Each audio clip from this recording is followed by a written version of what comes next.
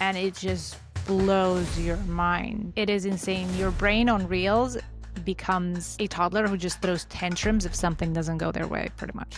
Your emotional regulation and decision making just goes way down. This addiction just happens to be electronic. It's visual, and it is legit. That's a very important distinction to make, whether are you merely a consumer of all of this? Because I think that's when the brain issue comes into place. I Are think you that's a a great consumer? observation. Because these platforms obviously offer the opportunity for anybody nowadays, regardless of age, gender, what have you, interest, to create. Creation Is good. turns your brain on. What the Whoop device doesn't do is say, go over to the pharmacy and get this beta blocker. It does not say that. No. The physician says that. The Whoop says, you might want to talk to your physician about your blood pressure. Then the diagnosis is made. This line is fuzzy. Very blurry. And as more... It's going to get worse. Welcome back to the 90% Healthy podcast. This week, you guys are getting Don and I after two fantastic guests we had on the past couple of weeks. We have a couple of stories and news we want to bring you and encourage you to comment and let us know what you think. But I want to dive right in because it fits really well into what we always talk about in terms of wearables and health monitoring. The recent letter that the FDA sent to Whoop, the wearable company, in regards to their blood pressure monitoring feature. FDA declares that it is considered a diagnostic device, hence it will require FDA approval. But Whoop says, it's a wellness tool. We're good. Leave us alone. Yeah. What do you think, Don? Well, listen, this is a classic. Anytime that you start to go into health biometrics, this is going to be a classic discussion that you as a company have to have. And for the audience, it boils down to what is the intended use of the data, of the process. That changes the level of regulation. If it's being used to diagnose a disease, it's a medical device. And there's very clear definitions as to what a medical device, what you need to get FDA clearance on a medical device. And Whoop hasn't done that. And nor do I think they should. I don't. Now, so the question is for the interpreter, when I was at Ohio State, we had a situation, Klaudia, where we were using the Omega Wave system to measure heart rate variability. And the Omega Wave system has where you wear a chest strap with most heart rate monitors, the sensors are usually right in the front. So they're picking up the EKG signal, they're picking up that heartbeat. But the the Omega Wave has the sensors way out in the axle space on the side of the trunk. And it's giving you a full, what's called V2 lead. So it's an EKG lead. And when you're looking at the device, when you're measuring HRV, you're looking at an EKG feed. Now, that one is a medical device? Is it considered? No, it is not a medical device. This is for sport and wellness and things like that. But the technology they're able to provide that. Now, here's what was interesting is that I had an athlete that when he cut weight, his P wave inverted.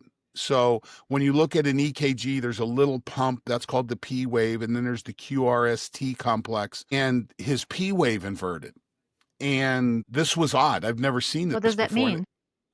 Well, it means that the atrium is polarizing instead of depolarizing. Now, so the question goes back to, is this a problem? Is this just a device issue? Is this an issue with the athlete? Now, ironically, I took this data to the athletic trainer. The athletic trainer took it up, and I sat in a discussion with some high ups. And they were arguing whether they wanted that data or not, whether they wanted to have a responsibility for that data, which just blew me away. I'm like, what? So the question is we've discussed up until now that HRV goes from death until Olympian. It goes from 0 to 150, 160, 170. We've discussed that we can use that data to analyze if my athlete is ready for the level of stress but if my athlete doesn't have a disease, if there's not a diagnosable disease, it's not practicing medicine. So HRV, this is the classic 0 to -10, 0 to 10 argument that we make on this show all the time, that, if you're 0 to -10, maybe listen, I think it's a great discussion if your HRV is less than 30 to sit down with a physician to review your health, make sure everything's cool. I think that's a good thing. Okay. We're starting to see the emergence of like Fountain Health. You go in, they do a full body CAT scan, MRI scan. They claim to download 200 gigs of data or something crazy like that. If you're healthy, is it a wellness process? If I diagnose a disease, this line is fuzzy. It's very blurry. And it's going to get worse. Yeah, because more wearables are coming out with a lot more data points in terms of quantifying your health. Right. So with the blood pressure for Whoop, their claim is to give people the power to start to correlate how their blood pressure fluctuations may have a correlation to how their sleep is, how their recovery is, and perhaps make educated decisions based on the changes that they see. Now, that's what makes it a wellness tool. But the FDA argues that based on what people see from that blood pressure data, they could interpret it as high or low, which is a diagnosis. Not necessarily. The diagnosis is hypertension, which is an extended high blood pressure readings, okay? And the treatment is usually a prescription. So what the Whoop device doesn't do is say, go over to the pharmacy and get this beta blocker. It does not say that. No. The physician says that. The Whoop says, you might want to talk to your physician about your blood pressure. Then the diagnosis is made. You go into the office. Now, listen, there's all kinds of issues to go with that as well. But the Whoop is not diagnosing a medical malady. It's just saying, hey, here's an observation we've made. You know what, Klaudia, how many fitness or biohacking events have we gone to where many of the influencers and many of the participants are walking around with a CGM on their arm? And for the audience, CGM is continuous glucose monitor. This is something that was developed for diabetic health management. Now, it's also understanding your sugars as it relates to mood, as it relates to performance, as it relates to habits. So now one of those manufacturers has made a version of that is non-prescriptive. You can get that device and you can use it without a prescription. You pay quite a bit more for it. I think it's like $100 for a month, which is obviously, I don't think it's covered by insurance, but that's what I've seen on Amazon. No. %. Remember, insurance covers maladies. Yeah. Insurance is not going to cover anything in the wellness space. Yeah. But for a lot of things, you now can use your HSA, FSA dollars if you do have some type of specific insurance that has that. So that's nice. Yes, that's absolutely this. So this is, and as technology continues to improve, I haven't seen it work yet, but they claim that there's a device that can measure blood sugar via photoplasmography, whether it's the Apple Watch or a device. I've not seen it actually work yet. And this is something I keep an eye on because, I'm considered insulin resistant. I'm a big dude and this is something I've fought with for 40 years now. And Lord knows I would love to be able to see what my blood sugars are without sticking my fingers. You get tired of that. Oh, I can't stand those. Gosh. But do you ever do CGMs? I have. I've done them extensively. Yes. Yeah. And so, but what my point is that the ability, did you ever watch Star Trek, the show Star Trek? On and off. Never was a fan, but I've seen it. I'm aware. So the early Star Trek episodes, Doc had a thing called a tricorder. that he did his diagnosis. Someone would come into the infirmary, he would take this device out and he would scan them with the device, and the computer would pop up an image of what the problem was and make the diagnosis. Okay, we're flirting with that. We're flirting with that kind of technology when we're starting to look at some of these variables that we see. And again, so while Whoop is wearing this, first of all, there's all kinds of issues with wearable data. And if you're doing it, I don't think anybody's got a lock on, I don't think there's anything out there yet that's perfect. Yeah, no. For the most part. I think there are things out there that are very good. HRV was a medical term until we determined that it also helps predict success and improve performance. So we went from malady to wellness. These are all big questions that have to have answers, but we have to have people thinking about it. And where does this come into play? I said to my doctor one time, I go, when are you going to look at my CGM data and look at my HRV data instead of depending on some lab value that we collected 3, 6, 12 months ago? Yeah. And he's a great doc. He's very progressive. He said, we're just not prepared to deal with that right now. So I think we're on the precipice. I think we are on the edge of something developing here. But these are all really good questions. And I think for Whoop needs to stick to where they're at, because they're not using this to diagnose a disease. If it raises the awareness and causes you to go to your doctor and ask this question, well, then that's a huge win. Huge win.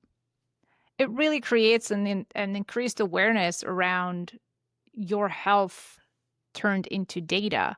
So you're not just guessing around how certain health and lifestyle choices are correlated or linked in one way or another. And I think the FDA is just starting to wake up to the thing that it is going to continue to be a very blurred line. And I don't think the FDA is going to win this argument against Whoop. I think Whoop has a very strong stance on, we're a wellness device. We're not diagnosing and we're not treating disease and we're not curing anything. We are providing information in an accurate, easy to understand form, or we're hoping it gets accurate, so the consumer can take more educated steps toward optimal health. And if it means that they go to the doctor, great. If it means that they stop eating after 6 p.m., even better. If they take a better care of their sleep and recovery, then like you said, it is a win. But it does take wearables to take a stance that might get questioned by the authorities to really push the envelope and give people the tools to have the data that allows them to make more informed decisions. I mean, you and I both know that these are very powerful tools, but again, needs to be used in a very smart manner and not necessarily on a day-to-day obsession basis. Like, we want to look at trends. And I think that's also important for people to know, which we've talked about this on the show, that we want, like, I talked to a woman the other day, she's my age. She had, I think it's a Garmin. She's like, oh my God, my heart rate was 30 something last night. And even the night before, I'm like, well, have you looked at your data? Like, are you there are certain things you don't draw conclusions off of after one single point in time. Right. Happening, because it could be also an artifact. Something could it's not, unless it's something consistent and trending to a direction that is maladaptive, then you should be paying attention. But when people start to freak out because of one single point in time data, I think that's where we kind of run into is it called orthorexia, where people are more anxious of their sleep score not being perfect type of thing? I think, listen, I think we're in a really interesting transition right now, from the standpoint that there is a great deal, people are figuring out that they have to own their health.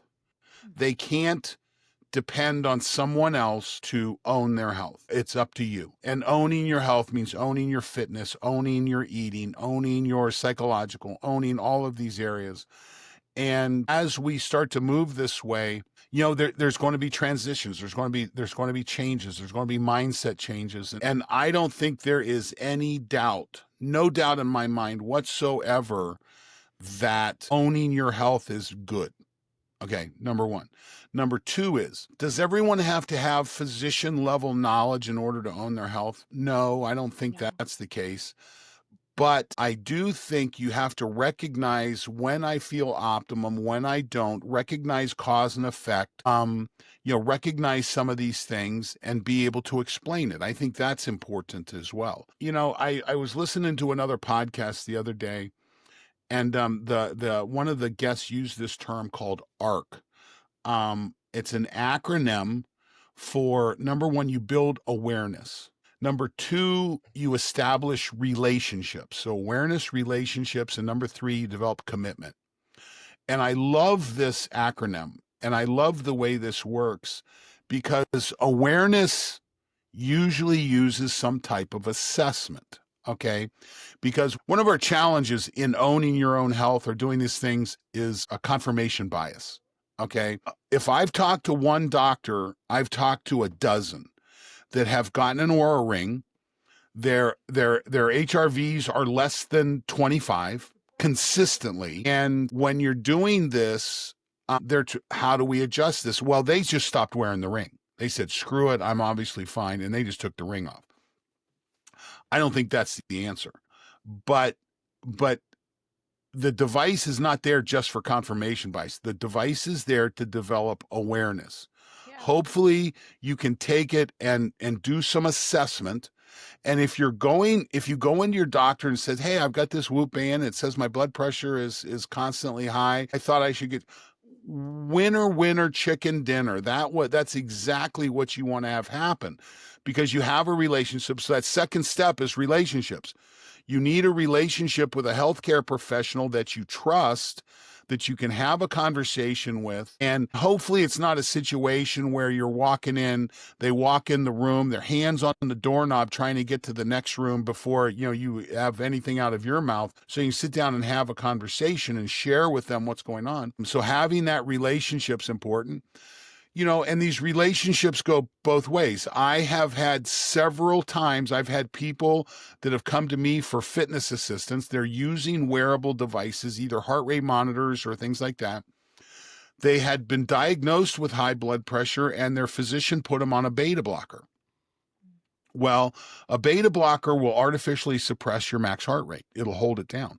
This happened in my facility when I had a facility back in Granville. I have a really good friend that's a physician, very good physician, very smart guy, and he is burying himself on one of the pieces of exercise equipment. And he looks up, he says, Mox, I cannot get my heart rate over 140. What is going on? He thought my device was broken. And I said, Jim, do you have high blood pressure? And he goes, yeah. And I go, what are you taking for it? And he goes, oh my God. And literally it was nothing more than the shift from a beta blocker to an ACE inhibitor. So there's multiple classes of drugs that you can use for blood pressure. He was the doc. He didn't even recognize it. It's just the fact that I've seen it a couple times that I could throw it out there. And most physicians don't work with data coming from people under stress. You walk in the physician's office, you get the white coat syndrome, you get on the scale, which just ruins everybody's day. It does. It's a shitty environment. But so have a relationship, someone that can help you deal with this. But then the third step of ARC is commitment. It's the commitment to recognize that there is confirmation bias. You will probably be a victim of that. And confirmation bias can be really bad. I believe a lot of this negative energy that's going towards the COVID vaccines. So we just had a guy put 150 rounds into the CDC building down in Atlanta because he thought the COVID vaccine hurt him. That's a problem. That's a problem. Okay. And there's a lot of, I was sitting around a fire the other day with someone, and there was this whole COVID thing came up, and the guy sitting next to me, well, the vaccine probably did it. I'm just like, well, people love to blame things left and right. Even well, that's confirmation bias. Yeah. And they're throwing it out there. They're spreading it there. And I kept my mouth shut, believe it or not. I kept my mouth shut. I just did not feel like engaging it there. It takes some energy sometimes, but a commitment to understand what's going on, understanding how. So ARC, awareness, develop awareness, create an assessment to figure out if you can confirm this, get a relationship with, it's probably more than just your doctor. There's probably other people you can bring in. And then finally a commitment to saying, okay, this is going to be a part of what I really want to work on. I love that. That is very cool. I haven't heard it, but it is something to remember. I really like it. This is going to That's make why it we into have the a soundbite. podcast, Klaudia, so people Yes. can hear good ideas. That's true. And along those ideas, we want to help people feel awesome without driving themselves crazy. And For some of us, that's a short trip. Speaking of driving crazy and mental stuff and metrics, I want to gear over to our next topic, which is about a recent study that came out about how watching short videos like Reels and TikToks and YouTube Shorts, how those impact your brain and your decision-making capacity and your emotional regulation. And it just blows your mind. It is insane. Your brain on Reels becomes a toddler who just throws tantrums if something doesn't go their way, pretty much. Your emotional regulation and decision making just goes way down. And there are a lot of other things that we can dive into. But I wonder, Don, have you ever, I don't know, what type of, I mean, I know you consume podcasts. Do you ever consume any type of short form? I do. So I am both on Instagram and I am on Facebook. I'm not on them necessarily because I want to be. Okay, so first of all, now listen, I'm on Facebook mainly because 27 years ago when my daughter was born, we were able to take photos of my kid, put them up on Facebook, and meet the need of all the family members wanting to see photos of the baby. Okay. Right. So it saved me a shitload of money because I'm not printing pictures and mailing them all over the country. That was great. It's turned into a very interesting advertising platform. So we see it there, but it is addictive. You cannot avoid the statement. You cannot avoid the observation. It is addictive, and it probably needs regulated. Yeah, it's really sad. I mean, the study was published in Neuroimaging, and it looked at how the excessive use of these short video apps, your TikToks, your Reels and Shorts, create this addictive phenomena, which down the road could, I mean, obviously this is not causal. We have limitations of the study. It was about 30 some college students. So there's limitations, but it raises the question that, hey, there are things that we should pay attention to because our behavior is impacting our brain power, our cognitive performance, and our ability to act as mature, emotionally regulated adults. So one of the things that they found that I found very interesting was a lower loss of aversion. And I needed to look that up because I wasn't sure what that meant. And apparently it means that you have less sensitivity to potentially losing something, meaning you don't care losing because you just care about the gain, even if the loss outweighs the gain. Much like with drug addiction. That's exactly what I was getting ready to say. I mean, if this isn't addiction, I've never seen it. And, oh, by the way, we don't let people purchase alcohol. Do you have to be 18 or 21 now? I think it's still 21. Maybe some states have it 18. In Europe, it's they don't really care. But in the US, they're a lot more stricter, but obviously people get around it. We have prescription processes for drugs. You can't just go down to the pharmacy and, hey, give me some OxyContin. There has to be a process in place. There's controls, things like that. And I'm looking really quick. I'm trying to pull up the author's name. I am just absolutely blanking on it right now. But we put processes in place to deal with addictive. This addiction just happens to be electronic. It's visual. It is legit. There's no difference. Jonathan Haidt's book.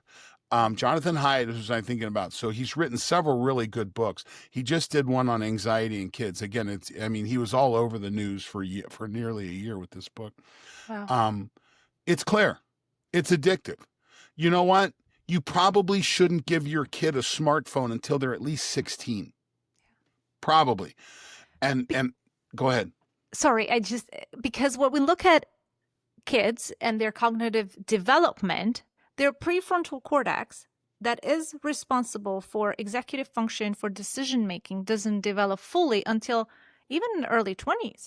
So For when we're men looking at that, and men later than women. and then later than women. So when we're looking at the data and we're bombarding kids with short form video that lights up their dopamine receptors and stills their attention, stills their executive function, and stills their ability to make rational decisions, then these kids are going to grow up into adults who lack emotional regulation or will have to do quite a bit of work to gain emotional regulation, and really may be responsible adults who don't fall into the trap of reacting in scenarios where calm and collective response would be necessary. Absolutely.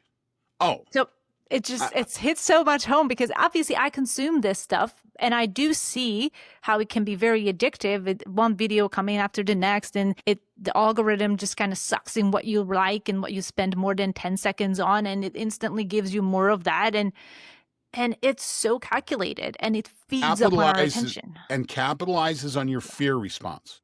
Yes. So that relationship between the prefrontal cortex and the amygdala is an important relationship.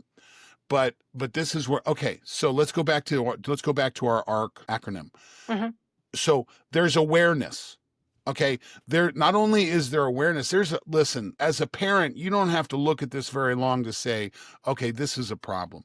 My wife picked up on it right away. We had household rules, no TV in the bedroom. Okay, which meant my wife and I couldn't have, if we wouldn't let our daughter have a TV in the bedroom, we couldn't, we had to show by example. Yes, and we eventually once my daughter grew up and moved out, we put a TV back in the bedroom. Now, how often it is on? Hardly ever. But, there's just a lot of times, Klaudia, there's a late football game on, and I do not have the ability to stay up and watch it to the end. So I'll go back and I'll flip it on and I'll lay down and close my eyes, and I usually fall asleep right away, truth be told. But if I'm listening, I pick it up. I mean, the Ohio State National Championship game against Notre Dame, literally I got just to the end of that and then we won. Great celebration. TV's off. I was asleep. Okay. But I spent the second half of that game laying in bed. Awareness is number one. Relationships. I can't imagine. Now let me go explore the good side of this. Okay. So, because I think there's two sides to this. You can't just take away. You have to fill the cup to have the bad stuff flow out. So you got to have something for the kid to do instead of just sitting watching TV mindlessly. We governed the programs that our daughter could watch. There was a PBS show called Caillou. And Jacqueline, who was just a great kid, she was a great kid to raise, but she's kind of whiny and shitty one day. And Laura's like, it's Caillou. Okay. So we wound up turning off a lot of the children's programming. She was not allowed to watch that. We watched zero Disney princess stuff. Bless you. We watched zero. Okay, that was not on the spectrum. She watched how-to shows, dog shows, educational things. She knew more about dog breeds when she was 5 years old than I ever could have known, because that's what she was allowed to watch. It was all educational based. But as she become a better athlete, there were two things that happened that I'm like, okay, you can't just throw the baby out with the bathwater here. Two things happened. She came to me one time. I think she must have been in middle school or early high school. Yeah, and she had help with a calculus question. And it's been 40 years since I'd done any calculus work or anything like that. And I'm like, babes, I can't help you with this. I just don't have it. She whips out her camera. She whips out her phone. She takes a picture of the question. She texts it to one of her friends. And this is all happening in real time right in front of me. The friend doesn't send the answer back. She sends back how to get to the answer. Oh, that's cool. I was like, Okay, that's cool. I will take that. That's that. And I think AI is starting to move into this position. I think AI has the ability to do this. But the second thing I saw happen, she was a really good athlete. So we were competing literally all over the eastern United States, from St. Louis all the way down to Florida, to Richmond, Virginia, to Toronto, Canada. I mean, just all over. And I watched her develop friend groups. Um, and so Snapchat, I've never had a Snapchat account, but she has one and she uses it rather vigorously. But I'm watching her foment relationships with her friends from these sports teams that she played on, and have these long distance friendship relationships that frankly were quite impressive. So control the asset, have the awareness that, okay, this can be a problem. You can't just throw this out like you're throwing out beer and cocaine, because because it may be more addictive than both of those. But also develop relationships so that you can have this and have a commit. It's, we had to make the phone sleep on the counter. It wasn't allowed to go into the bedroom. Because we saw when it went into the bedroom, we saw a change. We made an assessment. Okay, phone needs to sleep out on the counter. So do things like that. And I think you bring up an important point in terms of how she was building relationships through like these short videos. And that's a very important distinction to make. Whether are you merely a consumer of all of this? Because I think that's when the brain issue comes into place. I think that's a great observation. Because these platforms obviously offer the opportunity for anybody nowadays, regardless of age, gender, what have you, interest, to create. Creation is good. Turns your brain on. Is good. Creation creates neuroplasticity. It creates new pathways. Creation and creativity is very good for our brain. Our biology is wired to create.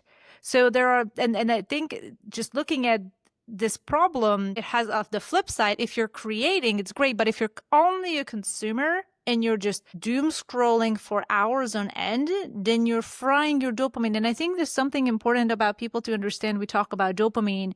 Dopamine is this neurotransmitter that is associated with the reward feeling of the brain. Now, dopamine is the type of reward neurotransmitter that says this: I like this, give me more. So when it comes to novelty, if you're looking at something new, dopamine hit. Oh, let me scroll more. Maybe I'll find something new again. Dopamine hit. So it makes you want to do more and more of those behaviors that eventually will make your brain crave dopamine, and in a way that is not constructive. And you will have a hard time getting dopamine from things that are actually good for you, like the relationships, like the actual motivation to do something. So that's when I think people will lose motivation to do things, because instead they get that same dopamine hit from just sitting around and scrolling on their phone, and literally making their brain atrophy, which is really sad. Yeah, that's a challenge. And, one of the authors that I go back to, one of the thinkers, the authors. So there was a psychologist at the University of Chicago, Mihai Csikszentmihalyi was his name. Hungarian, yeah. And he basically established the flow state psychological process and all the processes that go into it. Now, Stephen Kotler has taken over this. Csikszentmihalyi passed away a couple years, retired and passed away. And Stephen and I have talked about this several times. But when you're in flow state, it's not just dopamine. It's dopamine and serotonin and anandamide. And I mean, all the good stuff is flowing. It is the optimal state. It is the thing that we go for. And there are characteristics to the flow state: challenging activity that requires skill, merging of action and awareness, clear goals and feedback, concentration on the task at hand. Concentration on the task at hand, what is so important, your ability to get focused, to bring it in. I spend a lot of time working with people on this. It's where meditation comes into play. But there's something better than just saying, I need more from your dopamine signal. There's something better out there. This flow state, and this is where it's one of the beauties of athletics. If you do it right and you love it and you believe that you can get there, it's an easy flow state establisher. I was listening to Stephen on one of his podcasts. You've probably heard the psychological term fixed mindset versus growth mindset. And they dropped this, and I had not put two and two together, but If you have a fixed mindset, it's difficult to get into flow state. If you have a growth Makes mindset, sense. it's much easier. And this is something that we preach. This is something in our house, fixed mindset, growth mindset. I never told Jacqueline that she was gifted. I would always say, man, look at the work you're doing. And I'll tell you where this really paid off. I usually cry when I tell this story, so just be ready for it. She was, she'd worked her way through high school. She wanted to go to Ohio State so bad. I didn't realize it was that bad, because there were other places that were really interested in her, but she wanted to go there. So she's finally up for a meeting with the head coach, and the head coach invited her to walk on. And this is all she wanted, just the opportunity. So as we're walking out of the coach's office, and I said, well, I guess all that hard work paid off. And she looks at me and she says, no, I guess all that hard work just gives me a chance to do even more hard work. That is such a mature statement. Oh my So God. wise. Okay. As I won the, Like, good job, Dad. yeah. Oh my God. I'm like, that was the best. And it comes from my wife and her mother and I. Her mother is a very talented educator. She's outstanding educator. And she was as much on the psychology and master's degree in early middle childhood development, things like that. I mean, she's a rock star on understanding kids' development. And so Laura was right there with me on the mindset stuff. It all went hand in hand. As parents, we were committed to doing this a certain way. You don't have to be a victim to the technology. Own it. You don't, this is what's so important, but you've got to own it. You've got to say, okay, this is it. I'm going to control the way this works. The same way you would with an addictive drug. Recording this on August the 12th, 2025, and there's a lot of debate going on right now about this MAHA movement, Make America Healthy Again. You want to make America healthy again, stop. There's 30 million people out there smoking. Okay. That's a problem. Our alcohol industry is out of control. Okay. Out of control. There really is zero health benefit that comes from the consumption of alcohol. Truth be told, it's really zero. That we're flirting around. We're talking about soda companies replacing high fructose corn syrup with cane sugar. Come on. Okay, it's the same thing. The only reason we have high fructose corn syrup was back in the 60s during the Cuban crisis. We couldn't get our hands on sugar beets to make sugar, so they figured out a way to chemically make it from corn solids. Drinking cane sugar soda is as bad as drinking sweetened soda. Stop drinking liquid sugar. Okay, stop eating ultra processed foods.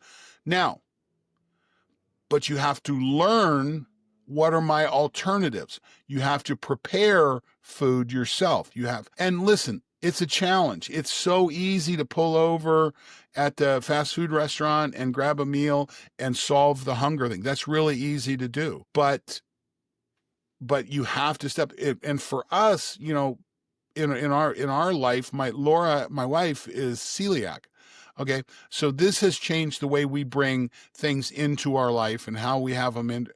Are we perfect? Absolutely not. Not even fucking close. But there are awareness, relationships, and commitment. I think that's going to be the title of the podcast today.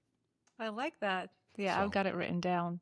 Good. Yeah, because you both realize that perfection shouldn't be, it doesn't have to be the option. You can just constantly progress in getting 1% better at every choice you make.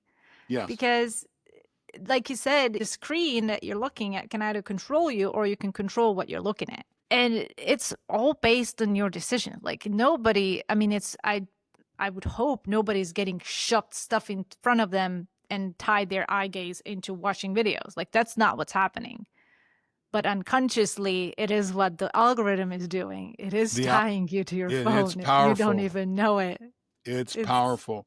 Yeah. Yeah, and there's zero legislation. And it's not happening. We watched the last presidential election. We watched the swearing-in, and we saw the owners of the 10 biggest tech companies on a stage behind the president. Do you think he's going to regulate them? Hell no. But and there's little things. We could age gate apps.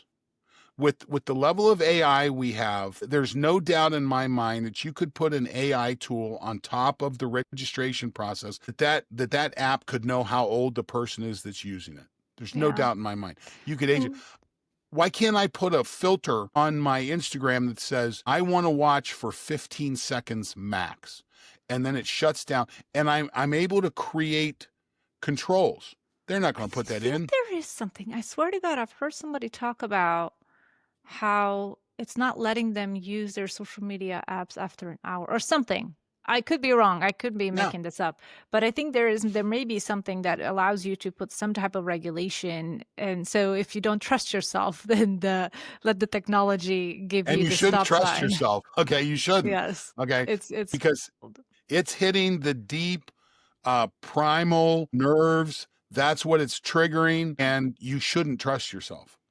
yeah. And Willpower is bullshit. it is. Okay, I said that early on. I'm Yeah. saying it again now. Willpower is absolute bullshit. You've got to develop awareness, create relationships, and create control on that. Yeah, commitment. And there's one more thing that I wanted to bring up in connection to this topic, because we've talked about it with Dr. Navas Habib in 2 episodes ago, the vagus nerve, because as much as it is a nerve connecting to all the organs underneath and to our brain, it plays a role in how we respond to the world around us. And if we are stuck on our phone, stuck in impulsive behavior, our vagal tone will be really, really low, which will give us really weak impulse control. And it just makes people very mean, to be honest. We don't need more mean people. We need to be nice. Yeah. So Yeah, so that's really crazy. So if you want to learn more about vagus nerve, go back a couple of its episodes and listen to Dr. Navas Habib, because it was a mind-blowing conversation. So if you're listening to the podcast and your goal is to be mean, delete us now. If you're listening to the podcast, yeah, and your goal is to be a better human, being a better human means being nice and being human, being humane. That's what goes into it. So that's kind of where we're at. Indeed. I know we're coming up to the end. Should we dive into the next topic, or should we leave that for next time? No, I think we can dive. I think we can take this. Okay. Yeah, let's go ahead and go ahead. Okay, so the next one is something I've noticed. I recently went to LA and I did some feature stories in covering some of the health optimization spots that are recently opened or have been open for a while and not just growing even bigger. And there was an interesting trend that I also saw and recently read in the Fit Insider, where a few years ago, there was a rush of these boutique recovery places like the Restores and a lot of different smaller boutique places that would offer the red light, the ice plunge, maybe like compression boots. And now these big gyms, the Equinoxes, the Lifetime, they are all incorporating those recovery modalities into their core membership. So it's really interesting to see how are these boutique ones going to struggle? Because especially the one I went to in LA called Love Life, it had everything. And finally, for the first time, I tried blood flow restriction, and I know exactly what you're talking about when you say it's silver bullet. So yeah, very, very interesting. And I wonder if these boutiques are going to stick around, are going to be able to make it with these big gyms entering the conversation. I think the answer to the question is yes. Okay, mainly because if you look at the fitness market, first of all, the fitness market is adapting all over the place, and it's getting ready to go through a complete evolution. Okay. On my other podcast, I was interviewing a guy by the name of Brian O'Rourke. Brian was the president of the Health and Fitness Association. He's currently the CEO of Core Fitness, which owns Nautilus and Stairmaster and all these big brands. And I said, where's fitness? Where's the fitness as we understand it going to be in a decade? And he goes, we won't have it. It'll be gone.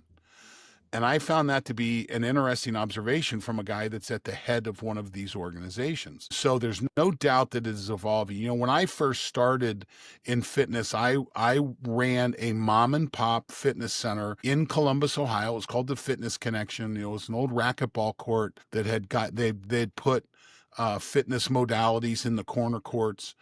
And that was the first evolution. So you had mom and pop fitness, then you started to see the evolution of the corporate owned, which really crushed the mom and pop operations. The new mom and pop is CrossFit. CrossFit is the organization that you can go spend $1,000, get certified, come back, put in your $40,000 order to Rogue, find yourself a warehouse space, and you're in business. I'm not convinced that it's a great business. I believe it's a good business. And I think if you have a good business, and the same thing with any business, but I don't ever see Rogue adding full-blooded recovery centers. That's not their brand. Mhm. I do expect it from Lifetime. Lifetime's an old customer of mine. When I was with Polar, I worked with Lifetime a lot. And Jeff Zwiefel, who's driving this, they have spent millions of dollars on trying to engineer this interface between healthcare, performance, and wellness. And they're now on version 2 or 3 of this. They're going this way. And when Lifetime figures it out, everybody else is going to follow in behind. They're going to figure out what the secret sauce is and then go and follow in behind. I got your cough. See how that works? Technology. I mean, even Love Life, they like, I would be there every day if I still lived in LA. Because it's not like the most fancy gym floor, but they have some very cool equipment that is new age. Some of it actually works with these hydraulics. So you're pumping air instead of stacking weights. Right. Very interesting. Right. So they have the gym aspect, but on top of that, they have their own like super healthy cafe. They have a whole functional medicine arm with doctors, labs, DEXA scan. And then they have the whole recovery aspect with the saunas, the ice plunges, the balancer pro compression, hyperbarics, all the things PMF. And then they have the personal training and physical therapy. And what's interesting, and dietitians, is that all those people who you generally would have separate talking about your health, they all talk to each other about your health. Integrated and health. I think integrative health is just, which makes your protocol, your program, I think, more cost effective. I think you can have a lot more trust because these people are talking to each other. So one person is not going to just tell you what the other person is saying is complete BS because they are conversing. And I think that's what we're missing nowadays in a lot of ways, where I have this person telling me this person's telling me that. Those things contradict. I don't know what to do. Maybe I'll ask a third person and that tells me the third thing. So I think the integration aspect, I think, could be a little bit in that future thinking path where some brands and companies and gyms are starting to go that way. But Love Life was the first one where I saw it all being in one place with the professionals who are in-house. I don't think there's any doubt that this is going to continue to evolve and develop. And whether Love Life is the model that they catch But with, it's not covered by insurance. Nothing's going to be covered by insurance, Claudia. I got news for you. Okay, anything that's good is not going to be covered by insurance. That's why you've got to own the process. And as someone who, from my employment standpoint, I go from company to company, startup to startup, I have to own my own insurance. So, but I also want to invest.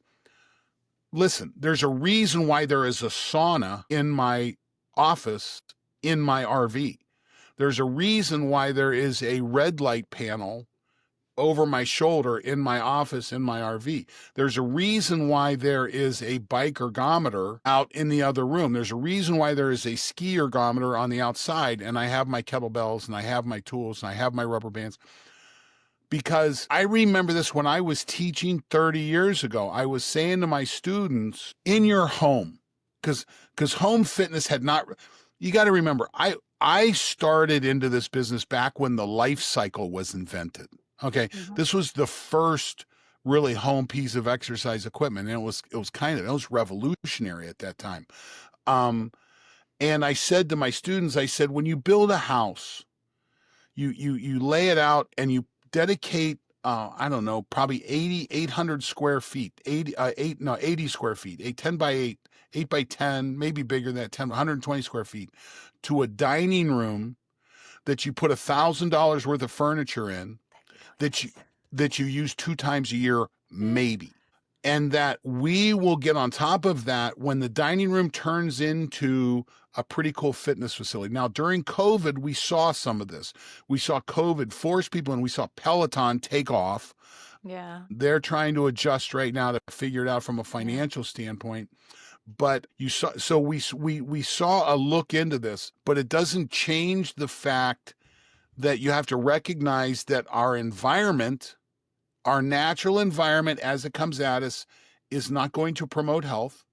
Okay. You have to recognize that you have to get the work in, the rocks in the jar. Let's go back and look at the rocks in the jar, but you have to commit yourself to saying this is going to be part of what I do. Why there isn't a bicycle sitting next, Techno Gym made this strength device. I don't remember. It was this wall. It was gorgeous. This Techno Gym's an Italian company. They use Italian designers. It's just good quality. It's gorgeous. But they had this wall, and I go, that is home exercise equipment. It was gorgeous. Well, that's the kind of way we have to start to think about this, And again, I'm in a situation where my wife is aligned with me. Our goals and objectives are aligned. We've made some investments that frankly, she looks at me like, have you lost your mind? And I probably have. There's probably some of that. But at the same time, boy, it sure is nice to go up and pull the compression gear out of the attic, when it's a bad, back when I was still working in biohacking with Longevity Labs and flying all the time, I flew with compression gear. My carry-on had a compression gear in it because my 2 flights, if I had a connection, by the time I landed on the second flight, my knee was a mess. But I go in, do lymphatic massage, push a bunch of that stuff down, and I'm functional again. Well, these kind of tools, having this stuff in the home is nice, but again, you've got to have awareness, have a relationship with someone that can help you do this, have commitment to doing it. And that commitment may be financial, it may be saying, okay, what am I going to do in my life to go ahead and support these desires, these goals, this, again, going back to the definition of fitness, the physical capacity to enjoy the life you're given. What are we doing to make sure that we can enjoy this life? Well, being able to move is really important. Yeah, it is. So I don't think they're going away, but I do think it's always going to evolve. It will, and it's looking a lot more exciting. Definitely got me hooked. I really like all decked out centers. What's funny about that is that I love to go visit them. There's no way you'd get me to train in them. I like doing my work by myself. Yeah. I'm a loner on that. But I'll tell you, now that we've been nomads for a little over 3 years, there's been a couple of times I'm like, maybe we should go join, a local fitness center or something like that, just to get out. I haven't made that move. It hasn't been a strong enough desire that we've made the move yet, but we've sure talked about it. Yeah, it has. I'm the type of person who I like to share the world of fitness with people who are also into it, and I just like geeking out on a lot of this stuff. And it doesn't always happen, but I think it may come from the fact that I work from home and I already feel a little isolated. So that is my space of connection, and it's really nice to just say hi and how you doing, what you up to. And I think where you're at in your life, I mean, this is a first, third, second, third thing. You know what? I'm turning into the grumpy old man, stay off my lawn kind of, situation. I don't think it would ever be grumpy, by the way. There's times. Don, that has been so fun. Okay, I think we covered today's list. This is great. So if you hear anything that interests you, listeners, and Klaudia, believe it or not, there's people that listen to our podcast. Oh, yes, they do. I've gotten confirmation back from a couple different people. I was talking to one of my old athletes, a gal that I coached back in the early 90s, and she has a business back in Columbus, Ohio, and their strength coach that works in their business came to her and said, "Have you been listening to Mox's podcast?" And I'm like, "Oh, that's good. There's evidence." That's So awesome. if you do listen, thank you. If you hear something, please share. And we would love to hear if you have questions, something we should cover, please let us know. You can get a hold of me on LinkedIn, Don Moxley on LinkedIn, or you can find me at trainrecoverwin.com. I just made a big change to my landing page and my website. So maybe go there and tell me whether you like it or not. Yes, cool. I did want to say one more thing because I know, I mean, you're a scientist, but I have no background in science or biology or physiology or any of that. Yet I'm here breaking down studies for our audience. So I Mm-hmm. wanted to tell our audience that it's a skill that you can learn and also use ChatGPT. I mean, honestly, ChatGPT can really help you. Like the study that I talked about today, I just wanted to give people a little bit of a little pointer, like either copy the whole thing or copy certain parts and tell ChatGPT to explain it to you, tell you how you can work it into your life, and also ask for what were the study's limitations? What are some of the things to pay attention to? I think this AI world really could help us understand things better that we had no clue over. And that's how studies can be understood by the layperson. I agree with that statement, but it's critical that we have relationships. Oh, They yes. are. Okay. Yes, but also do So come to us like, hey. and that's what we're here for. If you want to relate, if you're looking for someone to talk to, that's why we're here. Yes. So it's that Yes. network. So Yes. yes, listen, Claudia and I both use AI tools, and but I have to be able to take a step back and say, was that a hallucination or not? Yes. Because they are not perfect, and Yeah. neither are So humans. no. And that's the beauty of it. Okay. All right. Well, you can find me at longevityjournalist.com, on Instagram, longevityjournalist, and LinkedIn, Klaudia Balogh. And I love responding to messages. So please reach out to me and let us know what's up. Have a great day. We'll see you next week. See you next week. Bye bye. Bye.